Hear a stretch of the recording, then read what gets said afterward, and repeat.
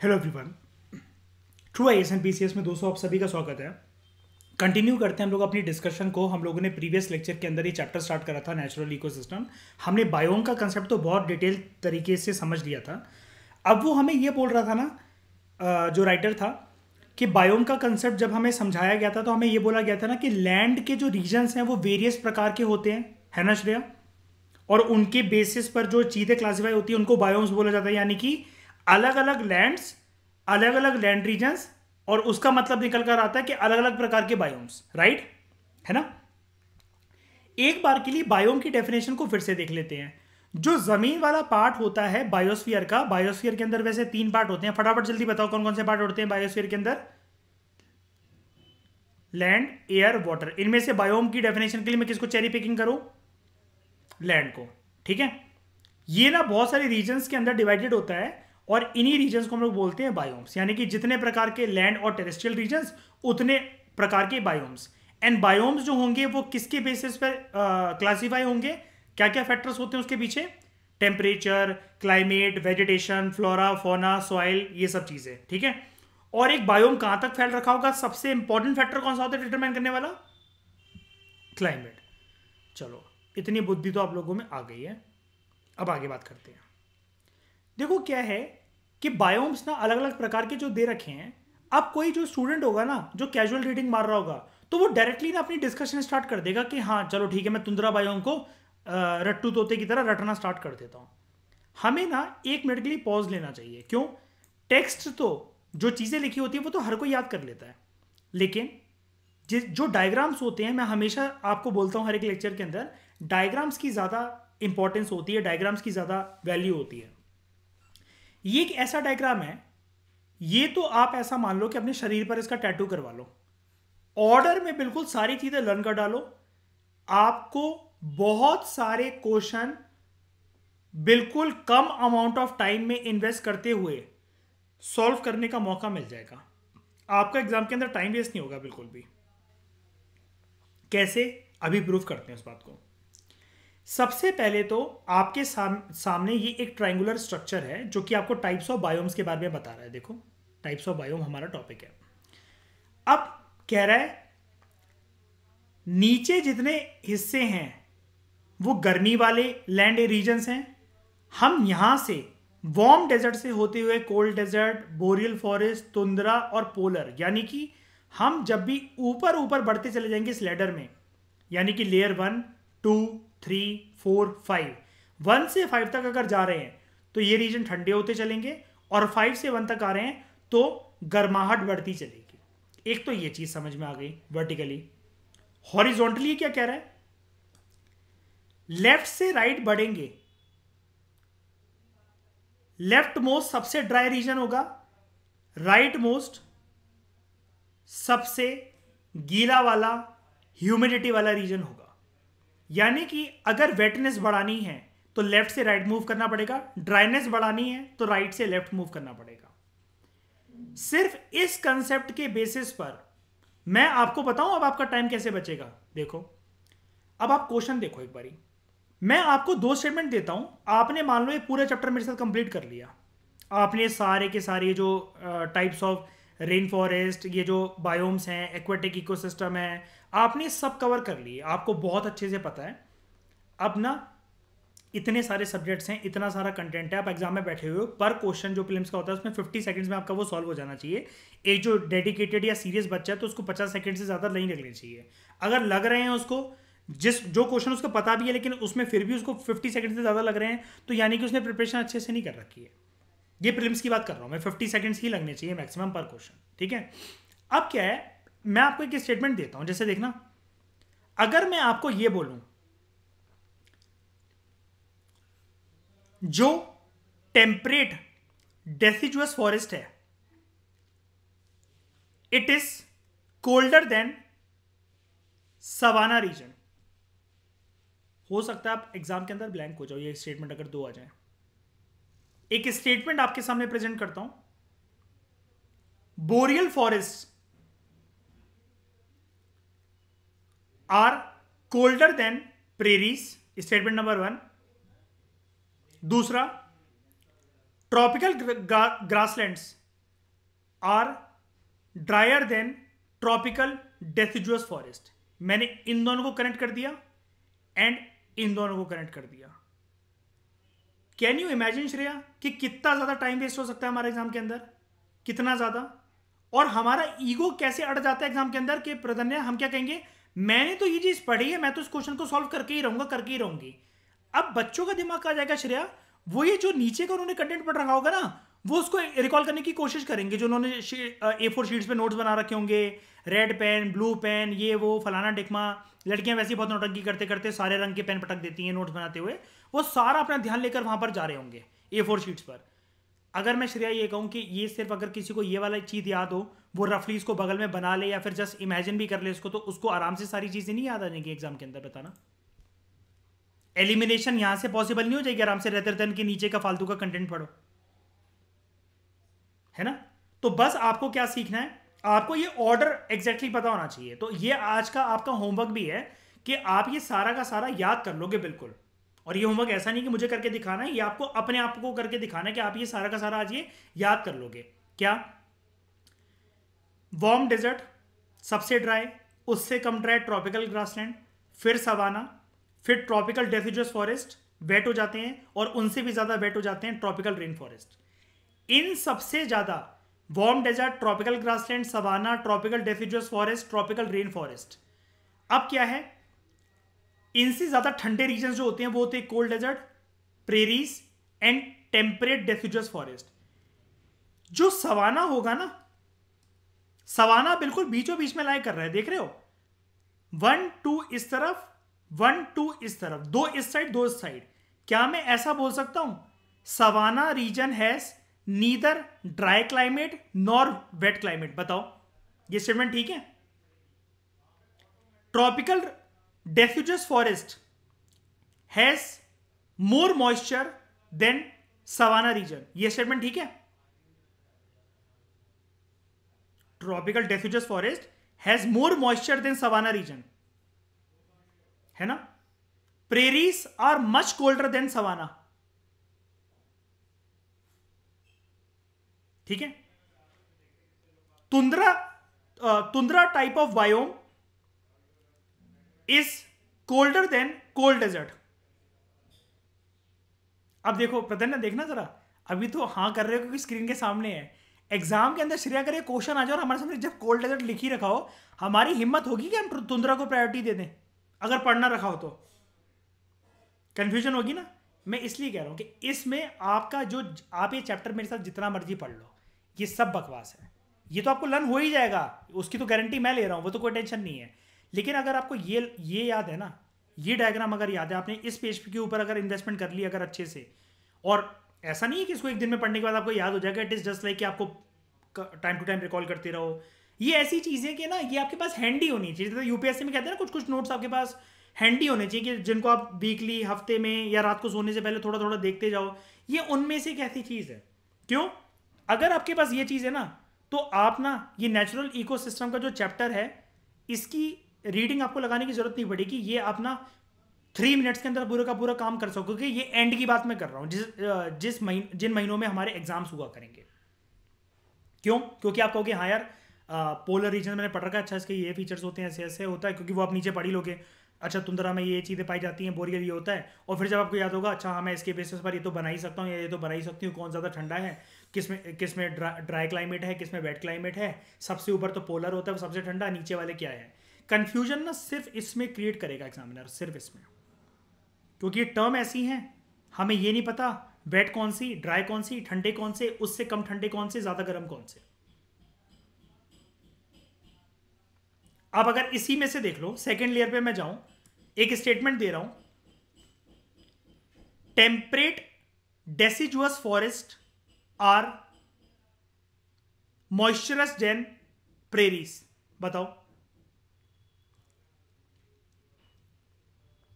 Right है ना। लेकिन एक बार बताओ, हमें तो अभी तक प्रधन्य इसका मतलब पता ही नहीं है ना कि ये टेम्परेट डेसिडुअस फॉरेस्ट होता क्या, प्रेरीज क्या होते हैं। और अगर पता लग भी जाए तो इतने सारे टाइप ऑफ, देख रहे हो, 1 2 3 4 5 6 7 8 9 10 11, 11 तरीके के हम बायोम्स पढ़ने वाले हैं। इसके अलावा ये तो हो गया बायोम जो कि टेरेस्ट्रियल इकोसिस्टम से कनेक्टेड होता है। इसके अलावा फिर हमें ये भी तो पढ़ना है एक्वेटिक इकोसिस्टम। ये एक्वेटिक इकोसिस्टम भी तो पढ़ना है। हम हमारे अंदर कितनी कंफ्यूजन हो सकती है जरूर। और देखो ऐसा नहीं है कि आप मतलब नीचे वाले टेक्स्ट को पढ़ने के बाद इनका आंसर नहीं कर पाओगे। मैं आपसे कर रहा हूं टाइम सेव करने की बात। 50 सेकंड का गेम तो सिर्फ इसी डायग्राम से हो सकता है, नीचे वाले कंटेंट से नहीं हो सकता है। ठीक है, बंदा कितना भी होशियार हो, लक्ष्मीकांत का जब पहले चैप्टर से क्वेश्चन निकलते हैं ना, charter act, regulating act, government of India act, exam में बैठ के बंदा सोचता है कि अच्छा यार ये वाले एक्ट में क्या फीचर्स थे, उस वाले एक्ट में क्या फीचर्स थे। क्रोनोलॉजी उसके दिमाग में चलती है कि अच्छा ये पहले आया था कि वो बाद में आया था। होता है कि नहीं होता ऐसा? यही चीज़ है। यहां तक श्रेया कोई दिक्कत तो नहीं है इसमें? नहीं ना? अब देखो, अब हम लोग ना अलग अलग प्रकार के बायोम्स पढ़ते हैं। एक है उनमें से तुंद्रा। तुंद्रा के कुछ प्रकार हैं। दूसरी ब्रॉड कैटेगरी है फॉरेस्ट की, फिर कैटेगरी है ग्रासलैंड्स की, और फिर है डेजर्ट की कैटेगरी। तुंद्रा के अंदर दो आते हैं, arctic biome, arctic tundra biome and alpine tundra biome. Forest के अंदर आते हैं तैगा फॉरेस्ट, जिसको बोरियल बायोम बोलते हैं, इसको एवरग्रीन कॉनिफेरस फॉरेस्ट भी बोलते हैं। Temperate deciduous biome north western Europe में पाए जाते हैं, यहां का climate British type of climate होता है। Temperate rain forest biome sub tropical deciduous biome eastern China, southern eastern USA में पाए जाने वाले। Temperate deciduous biome Mediterranean climate कहते हैं यहाँ के क्लाइमेट को। Tropical deciduous biome monsoon climate. Savanna और tropical wet and dry biome, tropical rain forest biome. Grassland जो होते हैं स्टेपी और टेम्परेट ग्रासलैंड बायोम, सवाना और tropical wet and dry biome जो कि यहां पर भी था, लेकिन यहां पर ट्रॉपिकल श्रबलैंड्स और ग्रासलैंड मिलते हैं। डेजर्ट जो होते हैं वो tropical and mid latitudinal desert biome होते हैं। अब मैं आपकी फीलिंग को बताता हूं कि सर अब बक तो बहुत अच्छा गए, घंटा कुछ समझ में नहीं आया हमें। आपने बका तो बहुत अच्छा अच्छा सारे आपने सारे टर्म्स आपने डिनोट करी, एक सिंगल शब्द भी हमें घंटा समझ में नहीं आया इसके अंदर से। सब बकवास, मूड खराब कर दिया इस पेज ने हमारा। ये फीलिंग पक्का ही होगी। एंड श्रेया, पहली क्लास में आपको ये देखकर तो ये सवाल उठ गया होगा मन के अंदर, मैं यूपीएससी कर सकती हूँ कि नहीं? डोंट वरी, ये जो पूरा का पूरा जो पेज है अभी इसकी रेलेवेंस कुछ भी नहीं है ना, लेकिन ये चैप्टर खत्म होने के बाद 1000% गारंटी देता हूं दूसरों का मजाक उड़ाते हुए फिरोगे, भाई यार इधर आइयो जरा बताइयो सवाना यार ट्रॉपिकल डेसिडुअस बायोम से कैसे अलग होता है, ये British type of climate Mediterranean type of climate से कैसे अलग होता है। ये इसी को तो जानने बैठे हैं हम लोग क्या करने बैठे हैं? ये टाइप्स ऑफ बायोम्स और नेचुरल इकोसिस्टम्स ही तो हमारा चैप्टर है। एक एक करके इनके बारे में बातें होंगी, गहराई से जानते चलेंगे, एक एक करके सारे कंसेप्ट से क्लियर हो जाएंगे। ये तो बस आप ये मान लो इंडेक्स था, ये तो आपका नाम ही तो है। चलो अब नाम की खुदाई करते हैं एक एक चल के, टेंशन वाली क्या बात है। माँ के पेट से निकलकर पहले दिन ही ABCD थोड़ी ना बोलना सीख गए थे, वो भी तो जाने ही है ना, ये भी जान जाएंगे। तुंद्रा बायोम, हमें सबसे पहले तो एक चीज सीखनी पड़ेगी। जब ये तुंद्रा बायोम बोल रहा है तो उस बायोम की ब्रॉडर कैटेगराइजेशन है तुंद्रा। एंड तुंद्रा के अंदर दो ही प्रकार के बायोम होते हैं, एक आर्टिक तुंद्रा बायोम एंड दूसरा एल्पाइन तुंद्रा बायोम। ओके, अब यहां पर हमें सच्ची बिल्कुल एक ऑनेस्टी के साथ मुझे एक आंसर दो, इस पूरे कंसेप्ट में आप लोगों को सिर्फ यही पता है ना? अगर मैं बोलूं तो मान लो कि मुझे भी नहीं पता आगे का टेक्स्ट क्या है, ये क्या होता है, नहीं पता अभी तक, लेकिन जितना चैप्टर को हम लोग पढ़कर आए हैं, क्या मैं ऐसा बोल दूं कि अभी तक हमें सिर्फ यही पता है कि ये जो बायोम की बात कर रहा है, हर शब्द में जो बायोम है, ये मुझे काइंड ऑफ लैंड या फिर टेरेस्ट्रियल इकोसिस्टम्स की क्लासिफिकेशन बता रहा है? क्या मैं ऐसा कह सकता हूं? मुझे ना अभी यहां पर आर्टिक वर्ड का मतलब पता है, ना एल्पाइन वर्ड का मतलब पता है, ना तुंद्रा वर्ड का मतलब पता है। एग्री? मुझे सिर्फ बायोम वर्ड का मतलब पता है, लेकिन क्या मुझे एक चीज तो पता है ना, ये तुंद्रा अगर वर्ड है तो ये लैंड में पाया जाएगा, इतना तो पता है ना। तो आपका एक सबसे पहले बच्चों वाला क्वेश्चन यही बन जाता है तुंद्रा इकोसिस्टम किस चीज का पार्ट है? एक्वेटिक, टेरेस्ट्रियल या बोथ?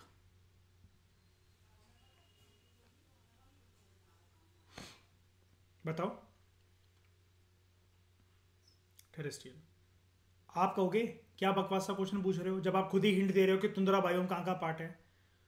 लेकिन अगर मैं आपसे बोलूं कि एग्जामिनर ये भी तो कर सकता है, तुंद्रा इकोसिस्टम कहाँ पाया जाता है? अब बताओ, कंफ्यूजन हो सकती है कि नहीं हो सकती? बताओ। लैंड पे पाया जाने वाला जो इकोसिस्टम होता है वो तुंद्रा होता है, इसलिए आपको ये चीज़ बहुत अच्छे से याद करनी है। हाँ, एक बात और, आप लोगों ने ये नहीं पूछा कि सर ये इस डायग्राम के बारे में आपने बात नहीं करी। ये देखो, ये जो एमीबा, फंगई वगैरह, ये सब जो यहाँ पर चोंच से चोंच लड़ा रहे हैं ना, ये पता नहीं क्या ही डायग्राम है, इसको क्या ही बोलूँ मैं, ऑन रिकॉर्ड बोल भी नहीं सकता मैं इस वर्ड को, ठीक है। यहाँ पर नहीं आपको दिखा रहा है कि जैसे जैसे आप यहाँ पर बढ़ते चलोगे, ये गीले रीजन्स होते चलेंगे, बारिश होती चलेगी, और यहाँ पर आप ऊपर बढ़ते चलोगे तो गर्माहट बढ़ती चलेगी, क्योंकि नीचे है माइनस का टेम्परेचर और ऊपर है 30 डिग्री सेल्सियस का टेम्परेचर। अब देख रहे हो ट्रॉपिकल फॉरेस्ट, और ट्रॉपिकल फॉरेस्ट में क्या था, ये देखो ट्रॉपिकल रेन फॉरेस्ट। अब रेन फॉरेस्ट है तो सबसे ज़्यादा गीले ये होंगे, क्योंकि ये 400 सेंटीमीटर की प्रेसिपिटेशन करेंगे, और यहाँ पर टेम्परेचर भी हाई होता है, क्योंकि आपको पता है ना, हमेशा हम लोग एक वर्ड यूज करते हैं हॉट के साथ, हम लोग क्या वर्ड यूज करते हैं? हॉट एंड ह्यूमिड है। हॉट एंड, चाटा मारो अपने।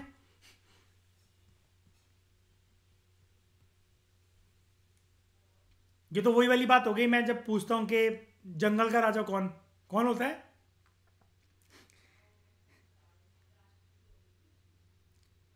श्रेया, जंगल का राजा कौन होता है? जंगल, वो मोगली और ये पंचतंत्र की कहानियां छोड़ के अगर मैं आपको बताऊं, जंगल का कोई राजा नहीं होता, तभी तो उसको जंगल रूल कहते हैं। उथल पुथल मच रखी होती है। पॉलिटिकल साइंस में इस वर्ड को हम लोग कहते हैं एनार्की। तो चलो, अब हम ना तुंद्रा बायोम को समझते हैं, और ब्रॉडर कैटेगराइजेशन में हम इसको तुंद्रा ही बोलते हैं, ठीक है। और इसके लैंड फीचर को समझते हैं, क्योंकि यहां पर जब वर्ड आई गया है हमारे सामने बायोम, तो इसको जानते हैं हम एक बारी बहुत अच्छे से कि कैसा होता है, कैसा दिखता है, क्या होता है, ठीक है। दो तरह के तुंद्रा होते हैं दोस्तों, एक होता है आर्टिक तुंद्रा, एक होता है एल्पाइन तुंद्रा। मैं डिटेल डिस्कशन जो इसकी है ना, आपको जब ज्योग्राफी करवाऊंगा तब बताऊंगा मैं आपको। हालांकि वो हमें पीएमएफआईएस की बुक से नहीं करनी है, वर्ड टू वर्ड मैं पीएमएफआईएस की बुक से नहीं पढ़ाने वाला ज्योग्राफी। ज्योग्राफी के लिए हमारे सोर्सेज डिफाइंड है, तमिलनाडु एंड नॉर्मल एनसीईआरटी, लेकिन मैं वहाँ पर आपको पढ़ाऊंगा। राइटर यहाँ पर आपसे खुद कह रहा है कि ये चीज़ ना आपको जो पीएमएफआईएस की क्लाइमेटोलॉजी वाला जो सेक्शन है, क्लाइमेटिक रीजन में जाकर मिल जाएगा, लेकिन इधर के लिए हम इसको सिर्फ एनवायरमेंट एंड इकोलॉजी के पर्सपेक्टिव से डिस्कस करेंगे। और बात भी सही है, अगर मैं आपको बताने बैठ गया ना इतना डिटेल में, तो वो आपका फिर क्लाइमेटोलॉजी वाला एडवांस जो लेवल का टॉपिक होगा ना, वो आपका मजा किरकिरा हो जाएगा। फिर वो पूरा चैप्टर ऐसा है कि मुझे ये बोलना पड़ेगा ये हम कर चुके हैं, इस चैप्टर को अब हम डिस्कस नहीं करने वाले। वो मैं नहीं कहना चाहता। मैं उसको ऐसे करवाऊंगा कि apart from environment and ecology आप यहाँ पर भी जान जाओ तो वहाँ पर भी और ज़्यादा जान सको। तुंद्रा बायोम, दो तरह के तुंद्रा होते हैं दोस्तों, एक होता है आर्टिक तुंद्रा, दूसरा होता है एल्पाइन तुंद्रा। सबसे पहले तो ये वाली बात आप याद रखना। अब जो ये एल्पाइन तुंद्रा होता है, नाम से ही पता लग जाएगा, एक तो आपको ऐसा नहीं कि आपको टर्म समझ में नहीं आएंगी। दोनों के दोनों ये जो रीजन्स हैं ये ठंडे इलाकों में पाए जाएंगे। सबसे पहले तो ये याद रखना आप कि तुंद्रा एक लैंड के साथ एसोसिएटेड, टेरेस्ट्रियल इकोसिस्टम के साथ एसोसिएटेड एक चीज होती है, और ये ना ठंडी जगह पर पाया जाता है, कोल्ड रीजन्स। ओके, हम एक बारी अगर इसको पकड़ें, कहां मिलेगा हमें? इधर पोलर रीजन से एक स्टेप नीचे। अब मुझे एक बात बता दो, यहां पर तो ड्राई और वेट का कुछ मतलब ही नहीं बनता है कि इधर से इधर तक हम जाएंगे ड्राई और वेट हो जाएगा। लेकिन जब कोई जगह बहुत ठंडी जगह होती है तो उधर क्या होता है, कोल्ड के साथ साथ कैसा क्लाइमेट होता है, कोल्ड प्लस ड्राई।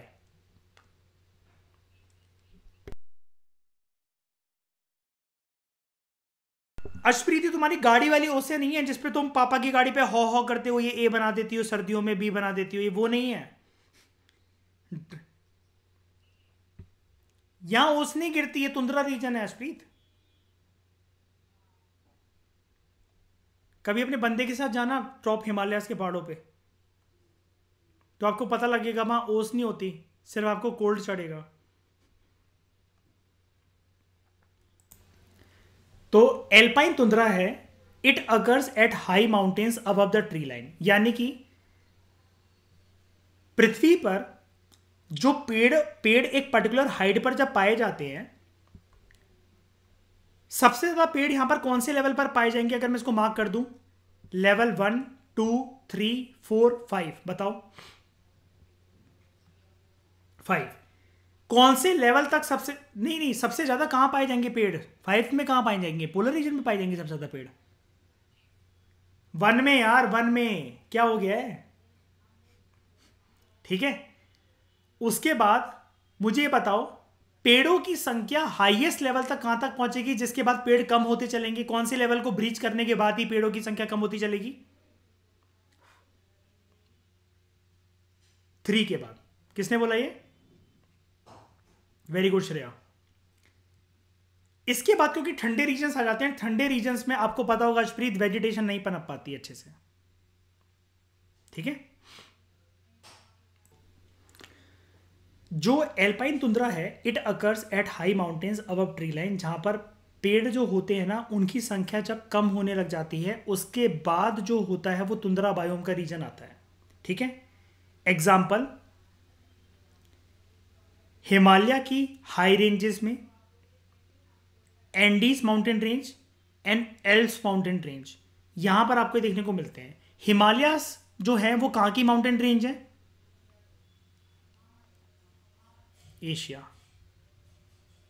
एंडीज कहां की है,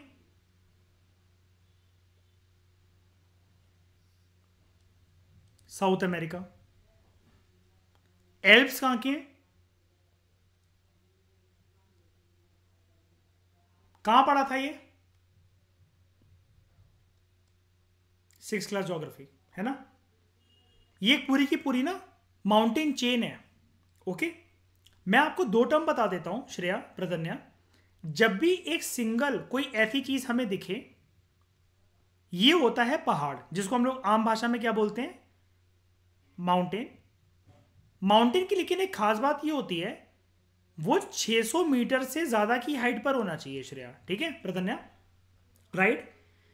जब नंबर ऑफ माउंटेन्स, कोई भी माउंटेन देखो सोलो तो एग्जिस्ट करे ऐसा बहुत ही कम होता है, माउंटेन हमेशा चेन्स में एग्जिस्ट करते हैं ना, मतलब पूरी की पूरी एक लाइन बनी रहती है ना, या तो वो ऐसे जा रहे हैं साउथ नॉर्थ ऐसे करके जा रहे हैं, या फिर वो वेस्ट टू ईस्ट या ईस्ट टू वेस्ट जा रहे हैं, है ना। जब माउंटेन बहुत सारे एक चेन में जुड़े होते हैं उसको हम लोग बोलते हैं माउंटेन चेन। सिमिलरली जब एक टापू कोई होता है, इसको हम लोग बोलते हैं आइलैंड। लेकिन नंबर ऑफ आइलैंड जब एक साथ जुड़े हों उसको हम लोग बोलते हैं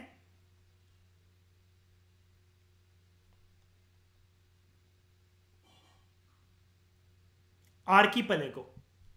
तो प्रदन्या, श्रेया, अर्पित, सबको ये वाली टर्म समझ में आई। माउंटेन और माउंटेन चेन के बीच में डिफरेंस और आइलैंड और आर्कीपेलागो के बीच में डिफरेंस समझ में आया। आर्कीपेलागो कैसे अलग है आइलैंड से,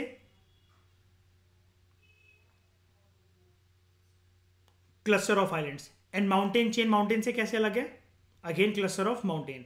माउंटेन की हाइट किससे ऊपर होनी चाहिए तब हम उसको माउंटेन बोलेंगे, 600। लेकिन अगर वो 600 मीटर से कम है तब हम उसको क्या बोलेंगे, हिल। लेकिन हिल क्या होता है, 200 मीटर से 600 मीटर, एंड 200 मीटर से भी जिसकी कम हाइट है उसको क्या बोलेंगे, प्लेन। अब आप कहोगे हिल और प्लेट्यू में क्या डिफरेंस होता है? हिल का जो ऊपर टॉप होता है वो कोनिकल होता है वो भी 600 से नीचे नीचे का है। एंड जिन हिल्स का सरफेस जो है वो ऊपर से फ्लैट बन गया, फ्लैटलैंड बन गया, वो बन जाएगा plateau. And plateaus are resource of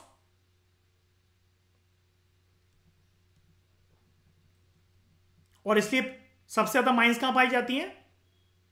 plateau region में। इतनी बात तो चलो आप लोगों को समझ में आ गई होगी। अब क्या होता है, ये तो हो गई एल्पाइन तुंद्रा की, मतलब ये एल्पाइन तुंद्रा की बात हो गई। अब हम लोग एक बारी जनरल तुंद्रा को पकड़ते हैं। डिफरेंशिएट नहीं करेंगे कि आर्टिक रीजन वाला या एल्पाइन रीजन वाला, बस आप ऐसा समझ जाओ ये जो ठंडे वाले पहाड़ हैं हिमालयास, एंडीज और एल्प्स, इनके टॉप पर हाई रेंजेस पर ये आपको एल्पाइन तुंद्रा मिलेगा। अब तुंद्रा रीजन की खास बात ये होती है वहां पर ना जर्नली कोई भी ट्रीज नहीं होते। वो इसलिए नहीं होते क्योंकि जो मिट्टी है जिस पे पेड़ घास पेड़ पौधे टिके रह सकते हैं वो छुप गई है, उसको ढक लिया है बर्फ ने, और सर्दी इतनी पड़ रही है कि 0 डिग्री सेल्सियस का टेम्परेचर है वहां पर, और बर्फ ने लगातार जमीन को घेर लिया है फॉर एटलीस्ट 2 years लगातार। और जब कोई ऐसा फिनोमेना होता है कि जमीन की मिट्टी जो कि उपजाऊ हो या अनुपजाऊ हो उससे हमारा मतलब नहीं है, लेकिन वो बर्फ के नीचे दबके रह गई है लगातार 2 सालों के लिए, उस जगह को, उस ग्राउंड को हम लोग बोलते हैं परमाफ्रॉस्ट रीजन। तो आपको आज परमाफ्रॉस्ट भी कंसेप्ट क्लियर हो गया। एक ऐसा ग्राउंड जो कि कंप्लीटली फ्रोजन रहता है, 0 डिग्री सेल्सियस या उससे भी ज्यादा ठंडा रहता है, माइनस में टेम्परेचर चला जाएगा, और ये कितने टाइम तक ढका रहना चाहिए? मिनिमम 2 सालों तक। तो ट्रीज नहीं हो पाते, बड़ी ही मुश्किल से कोई ग्रास हो जाए तो हो जाए। ओके, यहां पर जो लोएस्ट फॉर्म ऑफ वेजिटेशन तो देखने को मिलती है आपको, लोएस्ट फॉर्म मतलब क्या? मतलब छोटी से छोटी वेजिटेशन तो देखने को मिलेगी, बड़ी तो हो ही नहीं सकती। यहां पर कोई पेड़ पौधे तो खड़े नहीं होंगे, लंबी लंबी ग्रासेस जो होंगी 5-5 फुट की, 4-4 फुट की, वो तो हो ही नहीं सकती। तो लोएस्ट फॉर्म ऑफ वेजिटेशन जो कि यहां पर देखने को मिलती है वो होती है मॉसिस एंड लिचन्स की। लेकिन ये भी ना ऐसा है कि जो ना आपको उधर जो चट्टाने या कुछ जो रॉक्स होंगी, जैसे देख रहे हो ये रॉक्स हैं, इन पे देखने को मिलेंगी, बेयर रॉक्स पर, लेकिन बहुत कम मात्रा के अंदर। स्पार्सली का मतलब होता है very very very small quantities. अब आप कहोगे ये टर्म सुना है, जरा इसका मतलब समझा दो मॉस और लिचन का। अब मैं आपको एक बात बताता हूं, जो मॉस होता है ना वो एक प्लांट होता है, और जो लिचन होता है, लिचन आपको कहां मिलता है? लिचन ना आपको नहीं मतलब मैं वैसे बता रहा हूं, मिलेगा कहां वो आपको? फंगाई और एल्गे के बीच में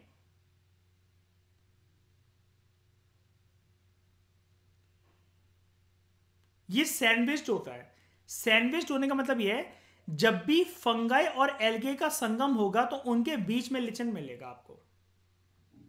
यानी कि आप इसको प्लांट कह सकते हो क्या? नहीं, लेकिन बुक्स गलती करती हैं वाली, मॉसेस और लिचन को एक कैटेगरी में रख देती हैं। एंड इसका मैं आपको प्रूफ दिखा देता हूं एक बारी, ताकि आप ना कंफ्यूज ना हो, क्योंकि दिखती एक जैसी ही है। याद रखना ये क्वेश्चन बन सकता है, इतने डेप्थ में जाकर क्वेश्चन आ रहे हैं। मॉसेस एंड लिचन, ये देखो दोनों, पहले दोनों के देख लो कैसे दिखते हैं। ये मॉस और लिचन है, एक जैसे ही दिखेंगे आपको जनरली, आप डिफरेंशिएट नहीं कर सकते। ये देखो एक जगह पर हो सकता है दोनों भी हो जाए।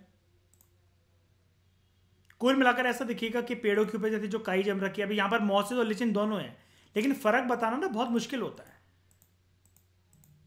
और यहां पर अगर मैं आपको दिखाऊं, मॉस एक सिंपल प्लांट होता है, लिचन जो है वो फंगाई और एल्गे के बीच में एक सैंडविच स्ट्रक्चर, सैंडविच ऑर्गेनिज्म होता है, सॉरी स्ट्रक्चर कह रहा हूं, सैंडविच ऑर्गेनिज्म होता है।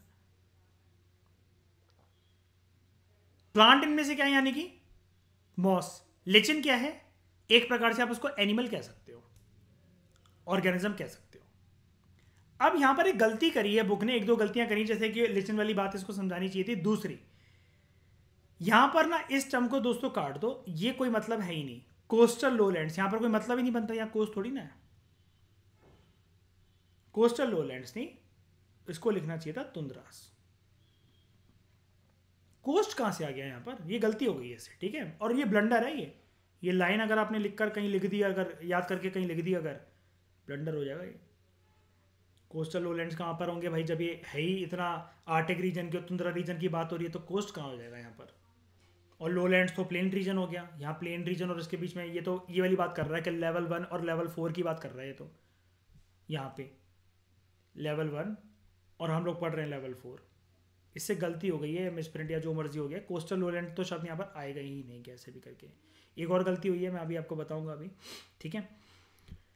तुंद्रास जो है यहाँ पर ना, जो रेंडियर होते हैं ना, रेंडियर क्या होते हैं, सेंटा क्लॉस देखा है किस पर बैठ के आते हैं, जो एक फोटो बन रखी होती है, वो जो बर्फ पे जो उनकी बग्गी चला रहे होते हैं, वो जो डियर टाइप होते हैं जो बर्फ में, वो रेंडियर होता है।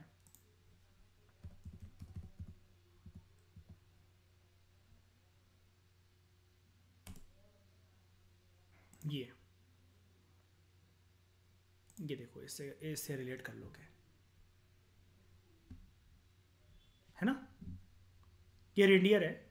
सेंटा क्लॉज हाथ में क्या लिया हुआ है इसको खिलाने के लिए, रेंडियर मॉस। इकलौता सिर्फ यही चीज है जो कि रेंडियर्स को पेस्चरेज प्रोवाइड करता है। पेस्चर मतलब क्या होता है, जब भी एनिमल्स कोई भी घास फूस चरते हैं ना, तो उसको पेस्चर कहते हैं।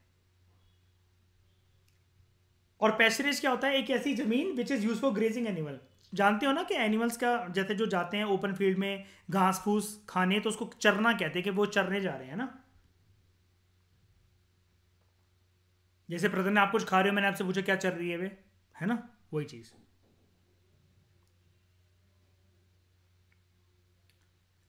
यहां तक बात समझ में आई आप सबको।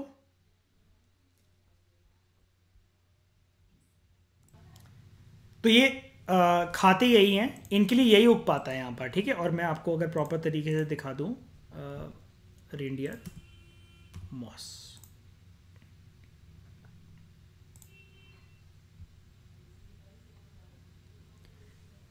अब मैं आप लोगों को एक चीज़ बताना चाहता हूँ। ये जो रेंडियर मॉस है ना, एक्चुअली रेंडियर मॉस नहीं होती है, ये रेंडियर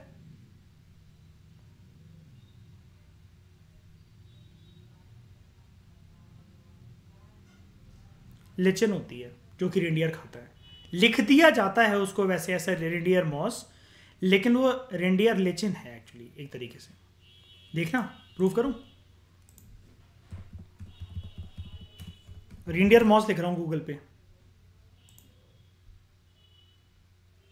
लिख कर क्या आ रहा है, रेंडियर लिचन। सिर्फ बोल दिया जाता है वैसे ही उसको ऐसा, ठीक है, नाम दे दिया जाता है। ये देखो, reindeer lichen also called as reindeer moss, actually वो रेंडियर लिचन ही होती है। एंड आपने क्या सीखा इनमें से, क्या चीज प्लांट होता है, मॉस के लिचन, मॉस। तो एक बात लिख देना, रेंडियर मॉस जब भी लिखने लगो ना, पहले लिचन लिखना, ब्रैकेट में मॉस लिखना। फिर ऐसा कभी आया नहीं किसी को लिखने के लिए, लेकिन बस मैं क्योंकि डेप्थ में जाकर आपको चीज़ें बता रहा हूँ, तो आपको पता होनी चाहिए कि गलती इसने क्या क्या करी है। क्योंकि ये वाला काम मेरा आइडेंटिफाई करना है, ऐसा नहीं है। मैं बुक्स को हमेशा क्रॉस चेक करता हूँ एक बारी कि वो क्या बोल रहे हैं क्या नहीं बोल रहे हैं, वो एक एक लाइन को छांटना वो मेरा काम है, ठीक है। अब क्या होता है, गर्मियों के अंदर, गर्मियाँ मतलब आई तो बर्फ़ होगी पिघलना स्टार्ट। जो बर्ड्स होंगी ना, वो माइग्रेट कर जाती हैं नॉर्थ साइड में। क्यों, जब बर्फ जो है वो पिघल रही है, थॉ का मतलब ये होता है आइस और स्नो बिकम्स लिक्विड या soft as a result of warming up, यानी कि बर्फ पिघल रही है। अब जब बर्फ पिघल रही है, तो जो अभी तक जो लैंड छुपा हुआ था वो अब एक्सप्लोर होना शुरू होगा। जैसा कि आप इस इमेज के अंदर देख सकते हो, ये घास फूस वगैरह ये सारा का सारा जो है ये आना शुरू होगा। लेकिन ये आपको कैसे, ये आपको जमीन अब कैसी लग रही है, फ्रेश लग रही है या फिर सड़ा हुआ लग रहा है सारा सामान, कैसा लग रहा है फोटो में। मैं आपको जैसे एक बार के लिए ना परमाफ्रॉस्ट दिखाई दूं, देखना सेम फोटो आएगी, सेम पिक है जो कि हम यहाँ यूज़ कर रहे हैं, ये है ना। ये आपको कैसा लग रहा है, ये फ्रेश है कि सड़ा हुआ है सारा का सारा। सड़ा हुआ है, उसमें भी सोच रहे हैं बच्चे फ्रेश है। आप क्या क्या खाने के बारे में सोच रहे हो? उसको दिख नहीं रहा सड़ा हुआ है ये। अब सड़ी हुई चीज़ पे क्या होता है, ऑर्गेनिजम्स जो होते हैं, इंसेक्ट जो होते हैं, कीड़े मकोड़े, वो पनपते हैं कि नहीं पनपते हैं, है ना। अब चिड़िया कोई बेवकूफ़ थोड़ी ना है कि ऐसी कहीं भी उड़ के चली आई, वाह यार हम यहाँ ठंडक में बैठते हैं, दूसरी चिड़िया से वो कह रही है चलो यहाँ बैठ के इश्क लड़ाएंगे। वो बेसिकली इसलिए क्योंकि जब ये बर्फ़ पिघलती है ना, और जब ये घास वगैरह ये जो पूरी की पूरी ज़मीन होती है जब ये सड़ती है, इस पे बड़े सारे जो इंसेक्ट्स होते हैं वो इमर्ज होते हैं। इन चिड़िया इनको इनके ऊपर प्रे करने आती है, इनको खाने आती है, इनको अपना खाना बनाने आती है। अब आपको पता है सर्दियों के मौसम में अगर आप नॉर्थ इंडिया, सेंट्रल इंडिया की या जहां से भी आप लोग बात कर लो, सर्दियों के मौसम में इतने ज़्यादा जीव जंतु आपको देखने को नहीं मिलते हैं सर्दियों के मौसम में, क्योंकि उनका लाइफ स्पैन बड़ा शॉर्ट होता है। Do you agree? मच्छर जितने आपको गर्मियों में देखने को मिलेंगे उतने सर्दियों में नहीं देखने को मिलते हैं। या कोई भी जीव जंतु, अगर आप उड़ने वाले कीड़ों की बात करो या कहीं पर भी, सर्दियों में नहीं मिलेंगे आपको ज़्यादा, उनका लाइफ स्पैन ज़्यादा लंबा नहीं रहता। Do you agree? अब इस पूरे रीजन में क्योंकि सदाबहार सर्दी ही पड़ रही है 365 दिन, तो insects have a short life cycle, ठीक है। और ये बेसिकली जब गर्मियों में बर्फ पिघलना स्टार्ट होती है तब तक उनकी मृत्यु हो जाती है। वो सर्दियों में ही पैदा होते हैं, सर्दियों में ही मर जाते हैं। बड़े सारे प्रकार के एनिमल्स यहां पर आपको देखने को मिलते हैं। अब ये सिर्फ एनिमल्स नहीं है, एनिमल्स एंड प्लांट्स इसको लिखना चाहिए था, ठीक है। लाइक रेंडियर मैंने आपको दिखा दिया। Arctic fox, what is this Arctic fox?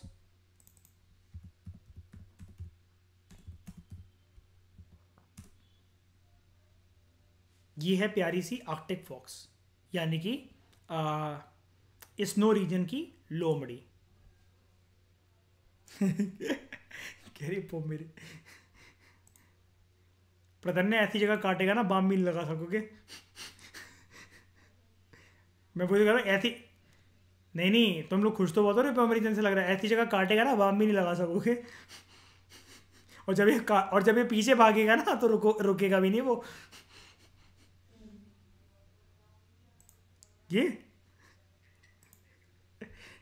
ठीक है, ये लोमड़ी है बच्चों, फॉक्स, ये वो पोमेरियन नहीं है, ठीक है। अच्छा एक बात मुझे आप लोगों को और बतानी है, कि जब भी ना आपके बुक्स में श्रेया कभी भी किसी एनिमल्स का नाम आया करे ना, तो अर्पित उसमें ना बिल्कुल भी हमें आलस नहीं दिखाना है। हम मान लो कि उसकी इमेज हमारे सामने है, हम सब जानते हैं कि स्नो लेपर्ड कैसा दिखता होगा, लेकिन बार बार ना गूगल क्रोम पे जाकर उसकी फोटो ज़रूर देखो। उससे होता क्या है कि आपके ना सबकॉन्शियस माइंड के अंदर कंसेप्ट फीड हो जाएगा। ये वाली एक्सरसाइज जब अभी से करने लगोगे ना श्रेया, प्रधन्या, तो जैसे पेपर में क्वेश्चंस नहीं आते हैं कि IUCN की रेड लिस्ट में इसका स्टेटस क्या है, क्या नहीं है, वो नहीं है, तो ये वाली एक्सरसाइज ना वो एडवांस लेवल में जब हम स्पीशीज के बारे में पढ़ेंगे कि एंडेंजर्ड है, क्रिटिकली एंडेंजर्ड है, एक्सटेंट है, IUCN की रेड लिस्ट में क्या आता है, क्या नंबर है इसका, क्या नहीं है, कहाँ मिलता है, तो वो सब चीज़ें करना आसान हो जाएंगी जब इनको देखते चलोगे बार बार, तो ठीक है।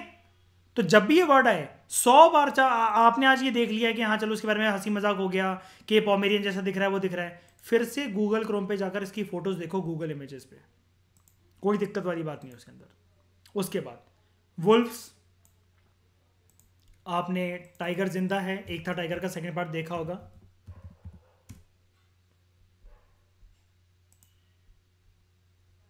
ठीक है, ये होते हैं वुल्फ्स। मस्क ऑक्स,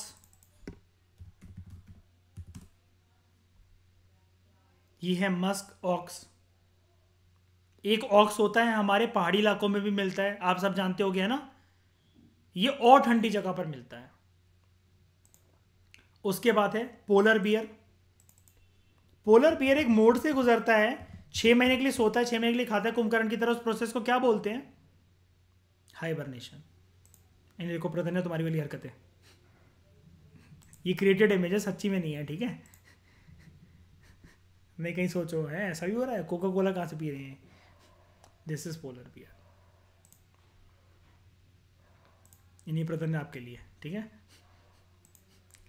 उसके बाद लेमिंग,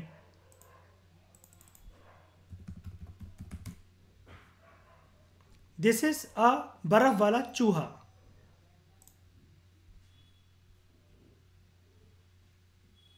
अब देख रहे हो श्रेया, इससे छोटे छोटे कंसेप्ट हमारे क्लियर हो सकते हैं ना मयूर के। अगर कल को हमें ये चीज़ आ जाए कि ये लेमिंग क्या है, बर्ड है, ये क्या है ना। सुनने में ऐसा लग रहा था ना कि हल्का सा अगर आप इस पर गौर करो तो ये बर्ड का ऑप्शन भी फंसा सकता है हमें, लेमिंग बर्ड अगर आ जाए तो, है ना। इसलिए कह रहा हूँ कि बार बार देखते चलना है इसको। फिर एक है आर्टिक हेयर, ये खरगोश होता है आई थिंक, हाँ।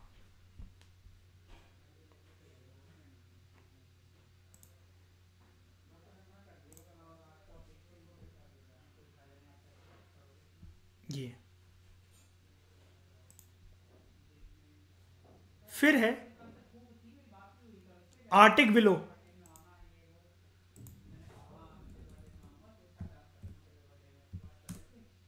आर्टिक विलो ये होता है, देखो बाकी सारे हमने एनिमल्स पढ़े और ये हैं दोस्तों प्लांट। अब क्या करेगा, इससे गलती क्या हो गई है यहां पर, एक ये लाइन देखना कहां गई ये। कह रहा है most of the animals have a long life cycle, long life span. Example Arctic willow. अब भाई आर्टिक विलो एनिमल थोड़ी ना है, अभी तो देखा हमने यहाँ पर, ये आर्टिक विलो है, ये कोई एनिमल थोड़ी ना है, ये प्लांट है। तो मोस्ट ऑफ द एनिमल्स जो है ना यहाँ पर लॉन्ग लाइफ स्पैन जो वो कह रहा है, इसको ज़्यादातर यहाँ पर इसको आर्टिक विलो ना कह के आर्टिक हेयर यूज़ करना चाहिए वर्ड। एंड लाइफ स्पैन इतना नहीं होता आर्टिक हेयर का, जो खरगोश मैंने अभी आपको दिखाया। लेकिन अगर ये बात आर्टिक विलो के बारे में ही कर रहा है तो यहां पर मोस्ट ऑफ द प्लांट्स इसको वर्ड यूज करना चाहिए। दे हैव लॉन्ग लाइफ स्पैन, 150 से 300 साल तक ये वाले जो फूल या जो पेड़ हैं जो भी हैं ये खिलते रहेंगे यहाँ पर, इनका लाइफ स्पैन लंबा होता है। तो एक्चुअली मैं आपको बताऊं, अब आपको इस लाइन को सर लिखना क्या अल्टीमेटली आप ये बताओ, तो आप यहाँ पर ये लिख दो most of the plants they have long life span, Arctic willow it has a life span of 150 से 300 साल।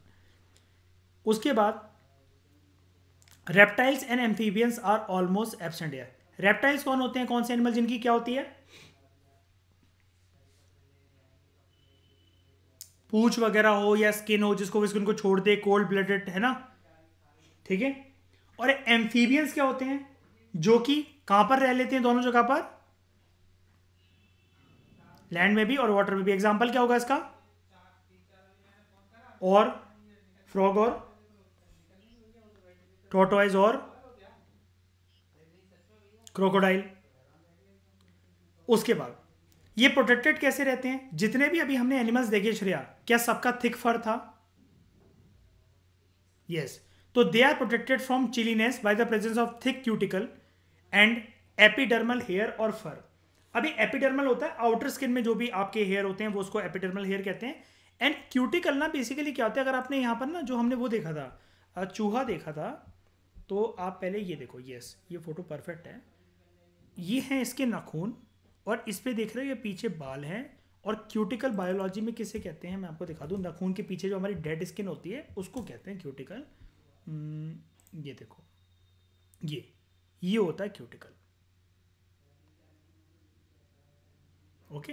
एंड अगर मैं यहाँ पर जाके दिखाऊँ आपको, ये इसके पास भी नेल्स हैं, कहाँ गया ये, कहाँ गया, इसके पास भी नेल्स हैं ये वाले, ठीक है। ये जमा के रख पाता है अपने आपको, okay. Mammals have a large body size and small tell and years, ठीक है। बॉडी साइज ज़्यादा बड़ा दिखेगा और जो पूंछ है और जो कान है वो छोटे दिखेंगे, to avoid the loss of heat from the surface. ये वाली चीज़ आप जानते हो बट ऑब्वियस होती है ना सर, मतलब ठंडे इलाकों में रहने वाले उनकी। और जैसे जो लोग जो जनरेशन ये भी जानते हो कि प्रया जो पहाड़ी इलाकों में जैसे रहते हैं या रशिया के बहुत ठंडे इलाकों में जैसे कोई लोग रहें, तो उनका भी बॉडी स्ट्रक्चर कुछ जनरेशन बाद जाकर ऐसे ही बन जाता है ना।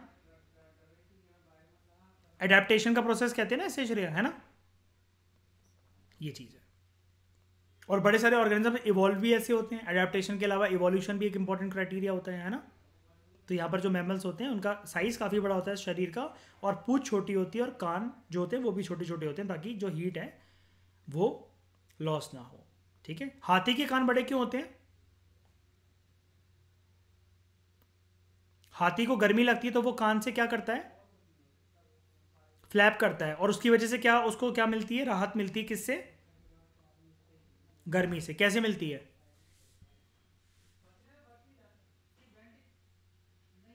हाँ, ठंडक मिल जाती है। अब तू पंखा करेगी, तेरा पसीना नहीं उड़ेगा क्या, क्यों आशिमा, है ना, यही चीज़ है। तो श्रेया कोई भी डाउट, एक सिंगल डाउट भी रह गया है? ठीक है, प्रतन्या आपको समझ में आया सब कुछ? ठीक है, तो इस डिस्कशन में दोस्तों फिलहाल इतना ही। Thank you very much for discussion.